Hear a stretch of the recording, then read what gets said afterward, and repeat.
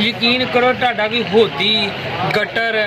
ਕਿਸੇ ਕਿਸਮ ਦੀ ਕੋਈ ਸ਼ਾਇ ਬੰਦ ਹੋਵੇ ਨਾ ਆ ਤੇਰੀ ਖੈਰ ਲੋ ਜੀ ਆ ਵੇਖੋ ਇਹਦੇ ਵਿੱਚ 7 ਅਪ ਦੀ ਬੋਤਲ ਪਾਈ ਹੈ ਬੋਤਲ ਵੇਖ ਲੋ ਤੇ ਮੀਆਂ ਸਾਹਿਬ ਭਰੀਆ ਹੀ ਪੀ ਗਏ ਆ ਹਾਂਜੀ अस्सलाम वालेकुम भाजी किदा फिर लाइक चैनल ਦਾ ਕੀ ਹਿਸਾਬ ਚਲੋ ਇੱਕ ਜਣਾ ਬੋਲ ਲਵੇ ਅੱਛਾ ਜੀ ਅੱਛਾ ਭਾਜੀ ਵੀਡੀਓ ਵਾਲਾ ਕਹਿੰਦਾ ਇੱਕ ਜਣਾ ਬੋਲ ਯਾਰ ਦੱਸੋ ਕੀ ਸਲਾਹ ਹੈ ਤੁਹਾਡੀ ਭਾਈ ਆਵਾਮ ਵੀ ਤੰਗ ਹੋ ਜਾਂਦੀ ਤੁਹਾਡੇ ਤੋਂ ਯਾਰ ਤੁਸੀਂ ਸਾਰੇ ਤੇ ਸ਼ੁਰੂ ਹੋ ਜਾਂਦੇ ਅੱਛਾ ਭਾਜੀ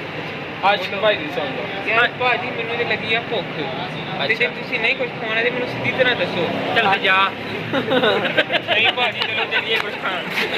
अच्छा उधर मियाँ को चलिए पहले मियाँ भी चलिए चलो मियाँ की चलिए चलो आइए इधर राणे को ना चलिए राणा साहब क्या खड़े राणा साहब भी चलिए चार चलो राणा साहब चार को चलिए नहीं मियाँ के जाने आज मम्मा राणा गुस्से ना वेखन में आए वे लो भाई ये ਰਾਣਾ ਦੀਆਂ ਜਾਣੀਆਂ ਵੇਖੋ ਫਿਰ ਇਹਨਾਂ ਨੂੰ ਭੁੱਖ ਬਹੁਤ ਓਏ ਆਸ਼ਿਕ ਨੂੰ ਬਹੁਤੀ ਭੁੱਖ ਲੱਗੀ ਹੈ ਭਾਜੀ ਮੈਂ ਖਾਦਾ ਨਹੀਂ ਨਾ ਕਿਹੜਾ ਆਸ਼ਿਕ ਆ ਤੁਹਾਡੇ ਚੋਂ ਆ ਭਾਈ ਆਸ਼ਿਕ ਭਾਈ ਸਾਡੇ ਆ ਸਹੀ ਨਾਂ ਕੀ ਅਮੀਰ ਹਸਨ ਸਾਹਿਬ ਨੂੰ ਭੁੱਖ ਬਹੁਤ ਲੱਗੀ ਤੇ ਆਪਣੀਆਂ ਦਾਣਾ ਹੀ ਖਾਣ ਡਿਆ ਜੇ ਬਸ ਯਾਰ ਦੇਖ ਲਓ ਇੱਥੇ ਗੁਜ਼ਾਰਾ ਕਰੋ ਨਾ ਯਾਰ ਬਹੁਤ ਅੱਛਾ ਬੰਦਾ ਵਾ ਤੁਸੀਂ ਉਹਨੂੰ ਆਸ਼ਿਕ ਕਹਿੰਦੇ ਰਹੇ ਅੱਛਾ ਕਿੱਥੇ ਆ ਆ ਭਾਈ ਮੀਆਂ ਸਾਹਿਬ ਆ ਗਏ ਮੀਆਂ ਸਾਹਿਬ ਬੋਤਲਾਂ ਖਿਲਾਓ ਮੈਂ ਸਭ ਬੋਤਲਾਂ ਘਰ ਤੁਹਾਡੇ ਕੋਲ ਮਹਿਮਾਨ ਆਏ ਆ ਨਹੀਂ ਮੈਂ ਕਹਿੰਦਾ ਜਸ਼ਾਂਦਾ ਪੀ ਲੈਨੇ ਆ ਇੱਕ ਅੱਜ ਤੇ ਵਾਕਈ ਮਹਿਮਾਨ ਮੈਂ ਕੀ ਇੱਕ ਜਸ਼ਾਂਦਾ ਪੀ ਲਓ ਜੀ ਮੀਆਂ ਸਾਹਿਬ ਨੇ ਯਾਰ ਫੜੋ ਸਾਰੇ ਆ ਤੂੰ ਵੈਸੇ ਹੀ ਚਬਾ ਲਾ ਸਾਰੇ मस्त जोक मारा रे या हंस रे हलकट हंस ਲਓ ਯਾਰ ਜਸ਼ਾਂਦਾ ਪੀ ਲਓ ਯਾਰ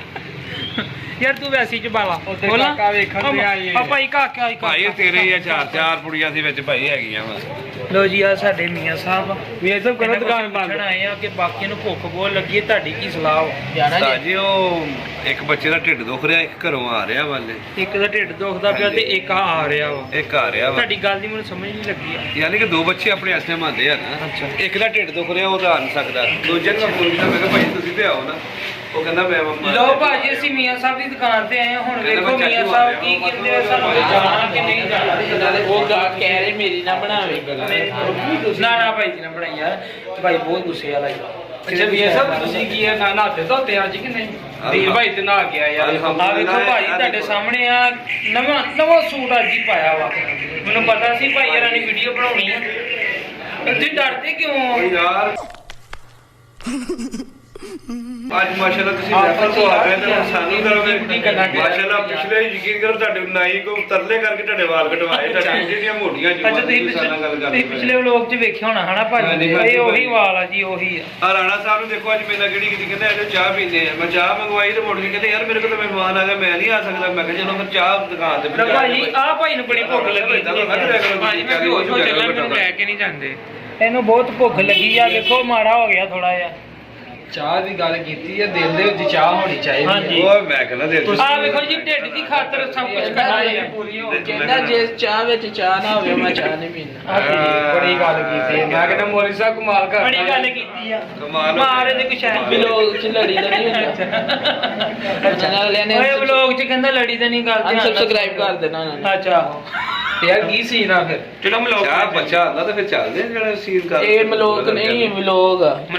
ਮਲੋਕ ਆ ਅੱਛਾ ਹਾਂ ਵਲੋਗ ਆ ਇਹ ਲਾਲ ਬਾਤ ਯਾਰ ਆ ਵੇਖੋ ਪੇਟ ਦੀ ਖਾਤਰ ਜਾਣਾ ਸੀ ਇੰਨੀ ਦੂਰ ਮਾਸ਼ਾਅੱਲਾ ਅੱਲਾਹ ਨੇ ਦਿਲੇ ਬਾਤ ਤੋਂ ਬਚਾਏ ਵੱਡਾ ਹੋ ਗਿਆ ਸਭ ਅੱਲਾਹ ਨੇ ਰੰਗ ਲਾਏ ਆ ਇਹਨੂੰ ਨਹੀਂ ਨਜ਼ਰ ਲੱਗਦੀ ਵੈਸੇ ਜਿੰਨਾ ਮਰਜ਼ੀ ਵੱਡਾ ਹੋਵੇ ਕੱਦ ਵੱਡਾ ਹੋਵੇ ਨਜ਼ਰ ਲੱਗ ਜਾਂਦੀ ਆ ਆ ਵੱਡਾ ਹੋਵੇ ਇਹਨੂੰ ਨਹੀਂ ਨਜ਼ਰ ਲੱਗਦੀ ਉਹੀ ਮੈਂ ਤੁਹਾਨੂੰ ਸਮਝਾ ਰਿਹਾ ਮੇਰੀ ਮੋਟਰ ਸਭ ਇਸ ਟੌਪਿਕ ਤੇ ਇਨਸ਼ਾਅੱਲਾ ਆਪਾਂ ਨੇ ਇੱਕ ਦਿਨ ਪੂਰੀ ਵੀਡੀਓ ਬਣਾਉਣੀ ਹੈ ਦੋਸਤਾਂ ਨੂੰ ਦੱਸਣਾ ਵਾ ਕਿੱਦਾਂ ਵੱਧਦਾ ਵਾ ਕਿੱਦਾਂ ਵੱਧਦਾ ਵਾ ਕਿੱਦਾਂ ਘਟਦਾ ਵਾ ਭਾਈ ਸਾਨੂੰ ਉਹਦਾ ਪੁੱਛ ਲਓ ਕਿੱਦਾਂ ਵੱਧਦਾ ਵਾ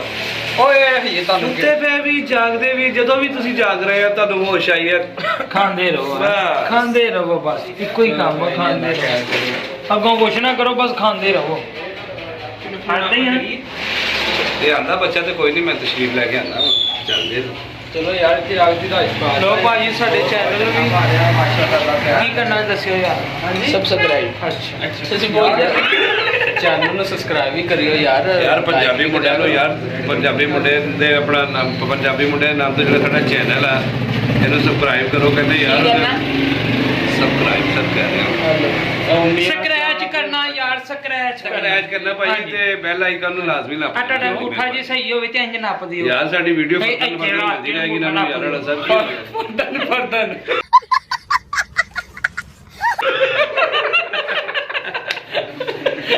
ਆ ਦੇਖ ਲੋ ਯਾਰ ਆ ਸਾਦਾ ਬੰਦਿਆਂ ਦਾ ਮਜ਼ਾਕ ਉਡਾਉਂਦੇ ਯਾਰ ਦੇ ਲੋਕ ਨਹੀਂ ਯਾਰ ਬਾਕੀ ਇਹ ਸਭ ਅਸੀਂ ਤੁਹਾਡੀ ਦੁਕਾਨ ਤੇ ਤੁਸੀਂ ਅਜੇ ਤੱਕ ਬੋਤਲ ਨਹੀਂ ਪਿਆਈ ਹੈ ਗੱਲਾਂ ਵੀ ਯਾਰ ਕੀ ਕਿਹੜੀ ਬੋਤਲ ਪੀਣੀ ਹੈ ਇਹ ਦੱਸੋ। ਮਰਜ਼ੀ ਆ ਯਾਰ ਯਾਰ ਬੋਤਲ ਹੈਗੀ ਉਹ ਕਹਿੰਦਾ ਬੋਤਲ ਠੰਡੀ ਕੋਈ ਨਹੀਂ ਹੈ ਤੱਤੀ ਪੀਵੀ ਦੀ ਅਸੀਂ ਬੋਤਲ ਠੰਡੀ ਪੀਵੀ ਦੀ